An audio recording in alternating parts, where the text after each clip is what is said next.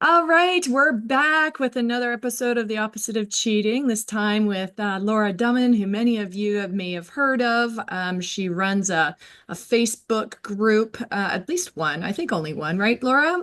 Yeah, higher writing in higher ed, I think in the age of AI, something like that. I'll let you give the exact title, and we'll put a link in Okay. the on our website for that Facebook group as well, in case anybody wants to join. But Laura's here to talk to us today about academic integrity in the age of AI and what she's been figuring out in her classes about how to incorporate in AI into what she teaches, which I'm going to let you tell her more about. So, to start off with, Laura, give us some more information about you, what you teach, where you work, and the context of your work, the context of your institution or the classes, including size, demographics of the students, anything you think is relevant for understanding where you teach and how it impacts how you teach. Sure. I am a full professor in technical writing and English composition. I don't do literature, so I think that's always really important to say. We at the University of Central Oklahoma are a metropolitan university, so we're not one of the state schools. We have, I think, about 12,000 students right now. We have a lot of first generation students, working parents, students who are working at the same time as going to school. We also do have a traditional student population, so it's kind of a mixture, which is really neat. Our students want to be here, which is also really nice. Our comp classes tend to max out, I think, at 24 right now. I think all of our English classes, or most of them, are maxing out at 24, which is nice. It's hard to teach writing intensive classes with a lot of students. Yeah. And I see some faculty just around the country talking about teaching comp classes with 50 students, and I don't even know how you do that. It's too much. So even 24 is a little large, but I think it's decent. I also work with our composition and rhetoric master students, Oh, okay. which is fun. I'm not technically the advisor anymore, but I'm sort of the advisor. It's weird, how faculty Yeah. stuff goes. Um, and I use AI in my classes. I think AI has value. I saw a post earlier this week, might have been yesterday or the day before, talking about where we might use AI to reduce friction and where we want to keep the friction. Thought Hmm. that was really an important question and one that kind Hmm. of influences how I look at where students can or should use AI. And I think that's a very personal question Yeah. that our students need to decide for themselves. And we need to decide as well to say, I really want you to struggle with this particular thing, be it brainstorming or drafting, because the journey is the learning experience. Yeah. But in other cases, I don't need you to struggle with the brainstorming. I really want you to practice researching, or I really want you to practice rhetorical analysis or something like that. Mhm. Um, so that answered part of your question. I know there was more to the question.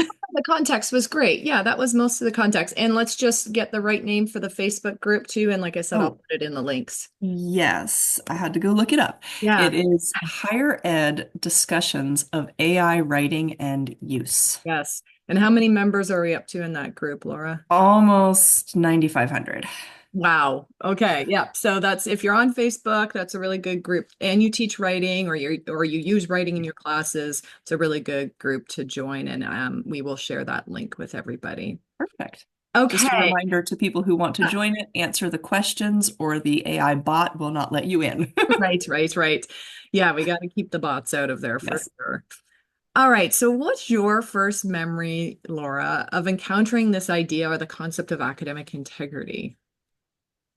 That would actually be back in my undergraduate. Okay. I went to Virginia Tech, Ah, and all of our assignments, you had to sign the honor code pledge at the top. You had to yep. write your name, I think, and there may have been a line that said, I have not cheated or something like that. But I remember that, and I thought that was my way of thinking about school, is that, you just signed your name, you hadn't cheated, good to go. And it didn't dawn on me until later that there were people out there who were signing it and lying. You found out your classmates were signing it, and even though they cheated.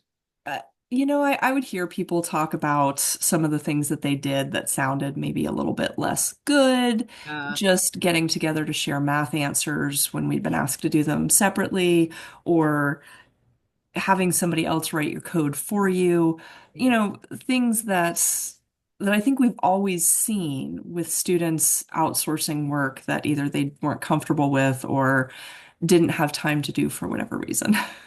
so what did that do for you in terms of your commitment to the honor code at Virginia Tech?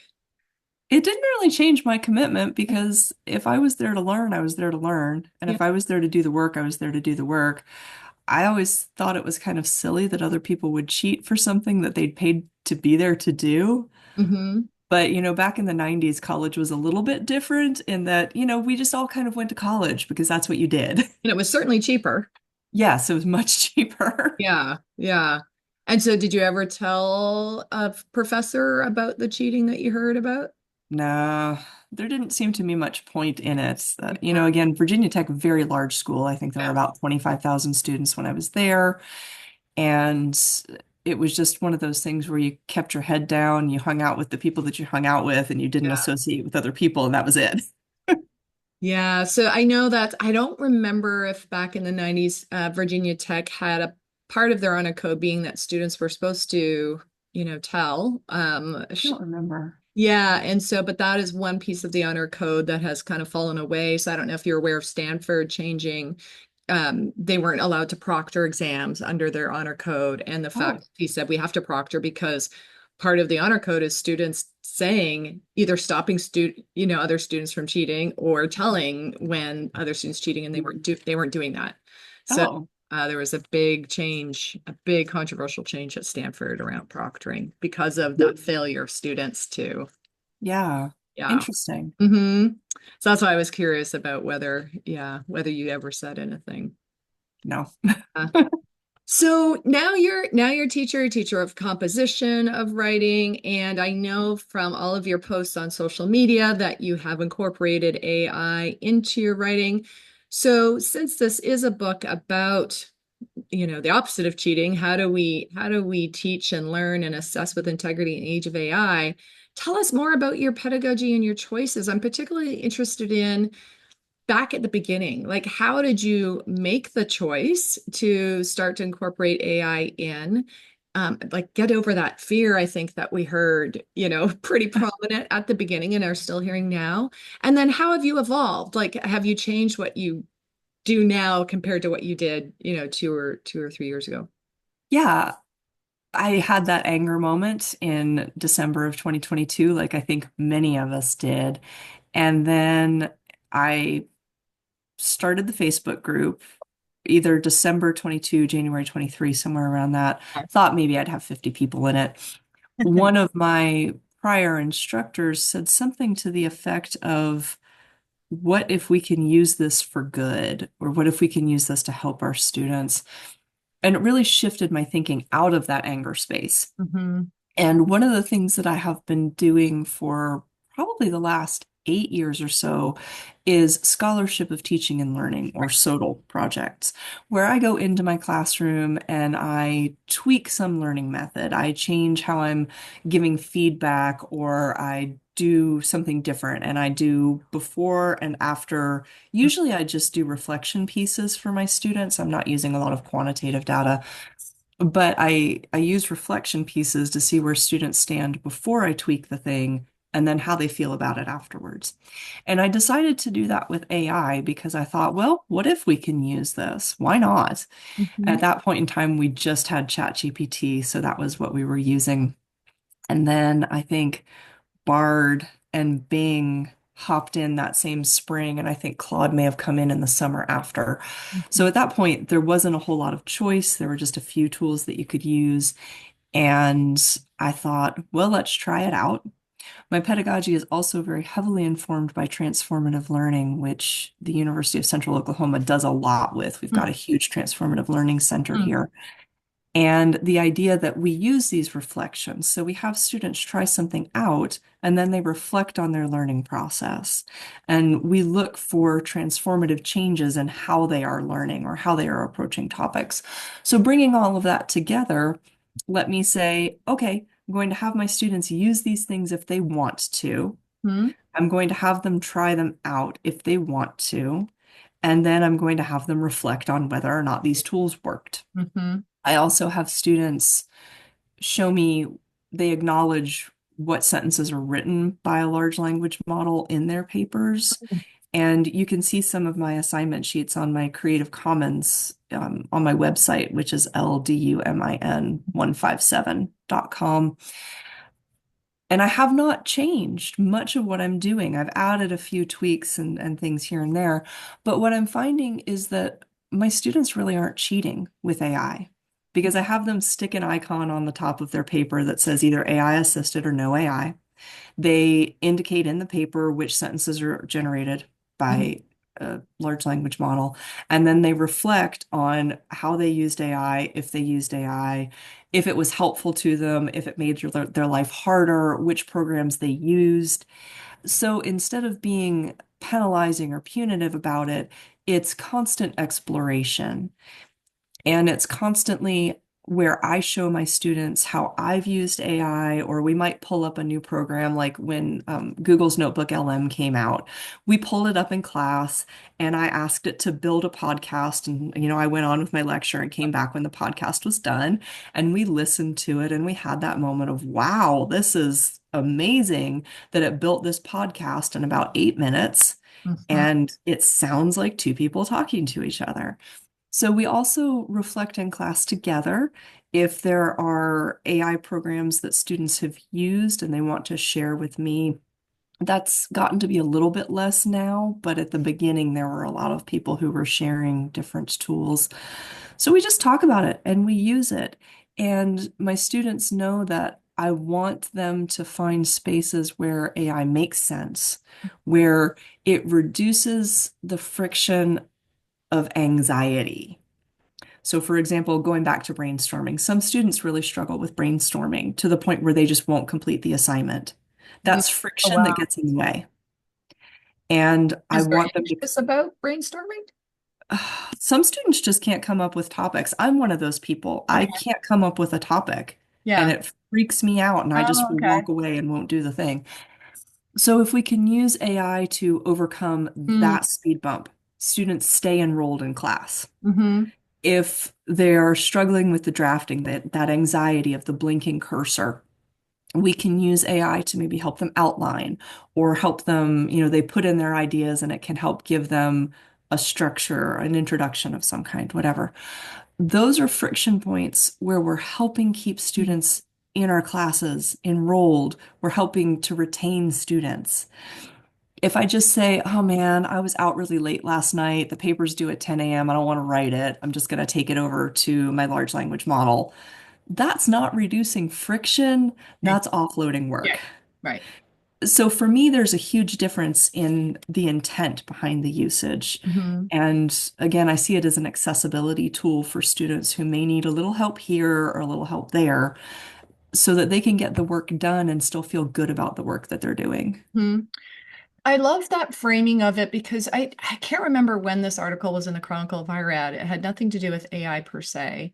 I think it might have even been before AI, but it really stuck with me where they talked about let's get rid of logistical hurdles to learning, Mhm. not intellectual hurdles, right? Right. And so the logistical hurdles might be commuting to campus, finding a parking spot, getting from the parking spot to your class in time, or getting in between classes, cross campus in the 10-minute time that we give students. Those are all logistical hurdles. They have nothing to do with whether the student is smart or trying or any of that. And that's what I was thinking when we were talking about reducing those frictions that are about accessing and so how do you, again, thinking about a particular course, like you said, in one course or one assignment, brainstorming might be the activity that they really are supposed to learn.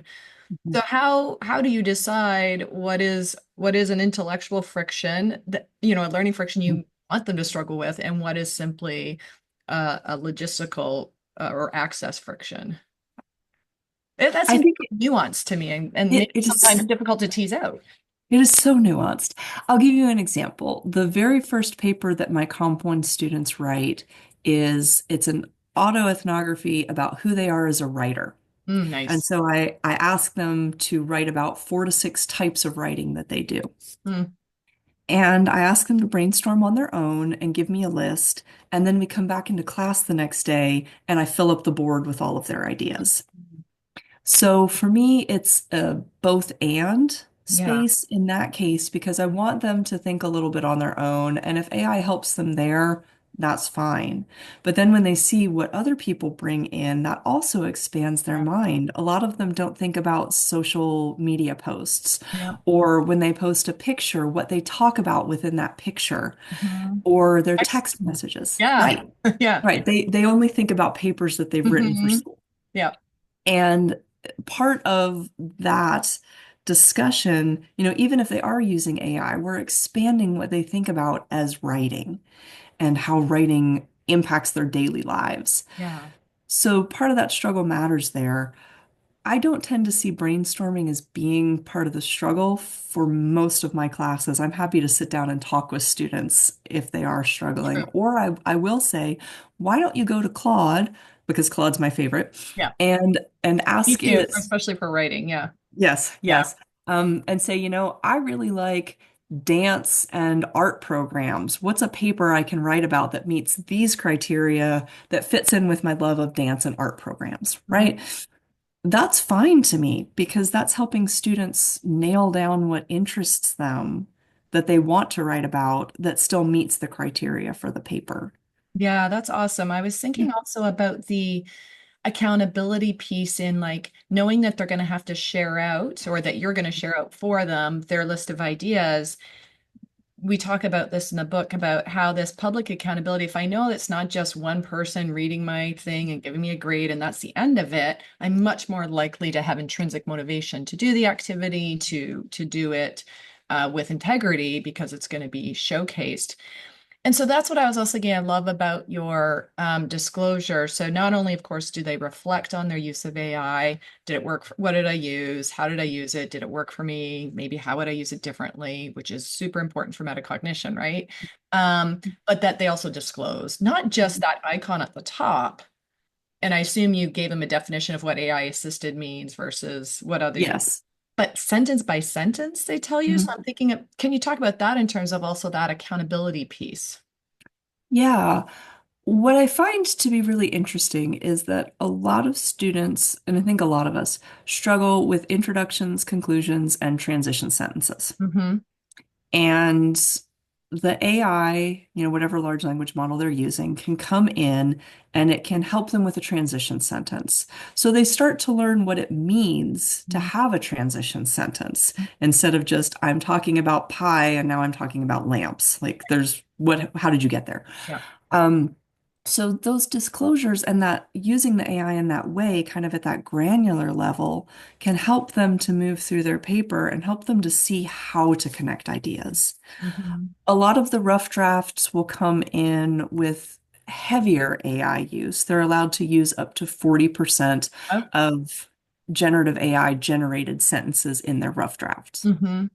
And then as we meet and we talk about where their voice gets lost in this Yeah. generated work, or where their voice shines through, or how they might reframe the sentence because the AI didn't quite get the nuance, Hmm. a lot of students just automatically remove those generative AI generated sentences Yep. because they realize that they're just placeholders. Yeah.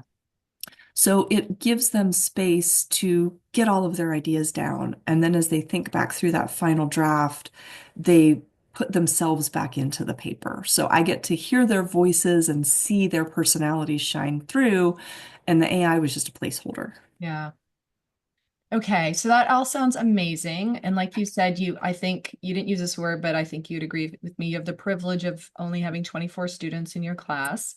And that's not common these days, unfortunately, especially at large universities like UC San Diego and other large state institutions like that.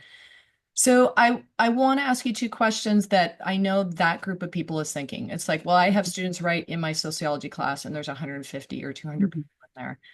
Um, do you have a piece of advice to how to translate what you do with 24 students to a bigger class? Because I know you speak with faculty who teach bigger classes. I do. And that's where things get interesting. I know that Anna Mills, she's also in California, has Mhm. done a lot of Talking to her things. later this week. Yep. Oh, good. Love Anna. She's done a lot of things with her courses because she's teaching a lot of online classes. Yeah. And she does use AI assisted grading or not grading, I guess, assessment tools. Feedback. Yeah. Yes, feedback tools. So a little bit different than grading. And, for me, again, I have the privilege of not having needed to do that.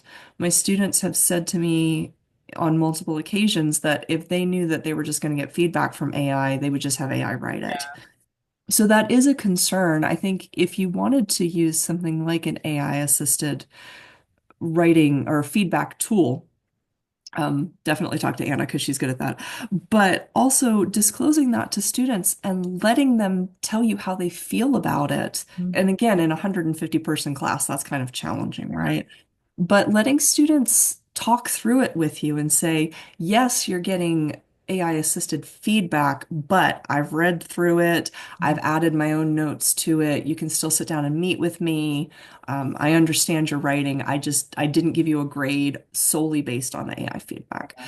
So I think helping students to understand what that process looks like is important so that they don't feel like you just dumped all of their information into a black box, took the feedback, and gave them a grade. Yeah, yeah, yeah. Okay, I'll follow up on that with Anna. So if you're Yes. listening to this episode, you'll definitely want to tune into the episode with Anna.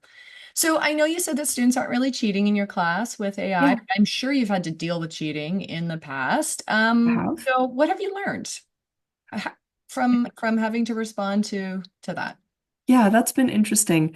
The first time that I was teaching at a large state school that was an ag school, Mm, mostly, ag and engineering. yep. And it was at that point that I learned about the fraternity and sorority filing cabinets with papers in Yeah. them that students would just cycle through. Hmm.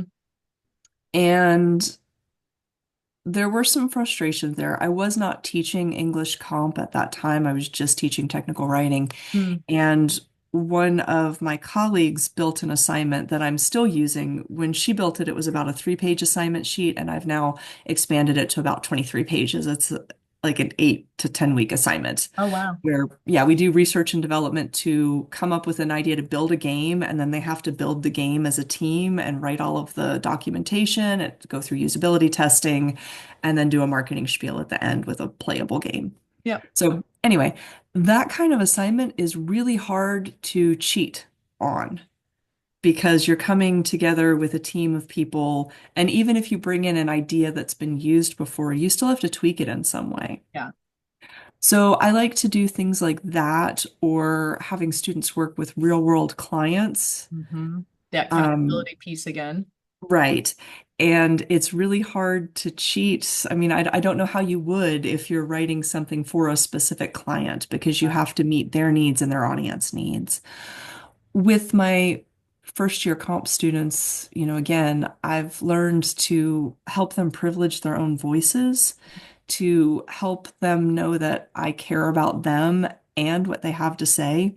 One of the things I always say to them is, I don't care if you agree with me as long as you have supported your points. Yeah. That's what matters. Have you given me good research to support your points? Evidence. And I think that also encourages students not to cheat because they know that I do care Hmm. and they know that I do want to read their work. And I get ridiculously excited about some of these papers that we write. And I come in and I'm, happy dancing about it. And I think the more our students feel connected to us and the more they feel that we see them as human beings and people, the less likely they are to want to cheat. I also try to give as much as possible realistic deadlines. And my thing is, if I am late getting rough drafts back to you all, I am going to extend your deadline Yeah. because it's not fair for me to turn it back to you on a Tuesday and say I want it on Thursday. right? So that's another thing is I try and give students realistic deadlines. I scaffold my assignments. So you give me your topic, your rough draft. Even before the rough draft, I have something in some assignments called a scaffold draft where they put headings and Mhm. quotes that they think they're going to use, and they talk about how they might use them. Yeah, So that forces them to start doing research earlier than the rough yeah, draft. yeah. And you're not seeing fabricated quotes from No, AI? no, Okay. with all of the final assignments, they have to turn in annotated PDFs Yeah, where they show me the article. And if they can't PDF it, they take it over to Word and sure. use the track changes there. But they turn in the article and then they highlight the quotes that they used and they talk to me about which ones they used and why they used them. And maybe if an idea here led them somewhere else. Right. So that makes it harder to fabricate quotes because I'm Yeah. looking at the PDFs as well. Right. At the draft stage, though, at that scaffolded draft stage, Not at the that's what I draft was stage. thinking, like, oh, I got to get this to her, and I know I can fix it later, so I'm just gonna, Yeah, and in that case, I'm less concerned because if there's a fabricated quote, I know they're going to go back they're and gonna fix it find it for the final eventually. draft. They're going to have to figure something out. And if Yeah. they fabricate things at the early stage, they're just hurting themselves because Yeah. now they have to go back and find real research. Yeah. So, And they're not going to get great feedback, helpful feedback from you right, either, other right, than these quotes don't exist. Yeah. right. Yeah. So I think those kinds of things where I'm not just doing three tests and a final or Yes, three helps a papers and a lot. final. I have a lot of small assignments too. My classes are around 1,000 points, so 10-point items here and there. And that also helps students not to feel the pressure to cheat because they know if they bomb this one quiz that's 10 points, they can make it up on an extra credit assignment later. Yeah. Although ironically, we do find that minor minor assignments. We thought that before the pandemic that they were good for reducing cheating, and then we found out during Yeah, the pandemic not so much. There's just at some point, as we say in the book, like there's no silver bullet because yeah. any amount of stress or things that the student's going through personally is going to minimize the helpful impact of these things. But taken together, hopefully you've, as I say, made cheating the exception and integrity the norm, but you're still dealing Yeah. with human beings who are gonna make mistakes. Yeah. And when it comes to AI usage, one of the things that has always been important to me is that you're always going to have one or two students who are going to sneak something by you. Hmm. That you're going to think, oh, this is great. They must have done it. And that was even before AI. Yeah. And if most of my students feel like they have learned something and gained something, and they feel empowered by the space that I'm giving them to explore, those one or two students are less my concern because I don't want to be that punitive policing person. I want to be that person who's trying to lift students up to learn more and to embrace their own knowledge choices. Yeah, and we can do that with the students who make the mistakes too. That, Mhm. like we lift them up. We don't have to look at those mistakes as having to be a cop in response. We can look at it as, oh, this student just needs extra help learning, right? Or they need that extra attention, which Yeah. which students demonstrate to us all the time in different ways. Yeah. So we're running out of time here, so I just want to give you an opportunity if you have one last piece of advice that you would give for people. I know you've already given so much, but if there's anything that I haven't asked or you haven't been able to say yet, that's that one thing you want to leave the audience with. I think faculty need to try out different AI tools that make sense in their field Yeah. and know what these tools can and can't do. Hmm. I think they need to talk to their students about how they're using it instead of just making assumptions, Yes. because I don't think that most students are setting out to cheat with AI. Some probably are, but I don't think most are. Yeah. And I think that the more we talk about AI with our students, the less taboo it becomes, the more it becomes a tool. Mhm. And as students see how much work you have to put in to get good writing output, they Yeah. actually don't want to use it as much, which Yeah. has been interesting to me. Yeah. They find that it's like, oh, I'm actually doing more work now that I'm Hmm. having to deal with that that junky Yeah, input that I got. All right, Laura, thank you so much. I really appreciate your time. And like I said, we'll share your website, ldumin157.com, mhm. and we'll share the link to the higher ed group in Facebook for people. That Awesome. sounds great. Thanks so much. Thank you.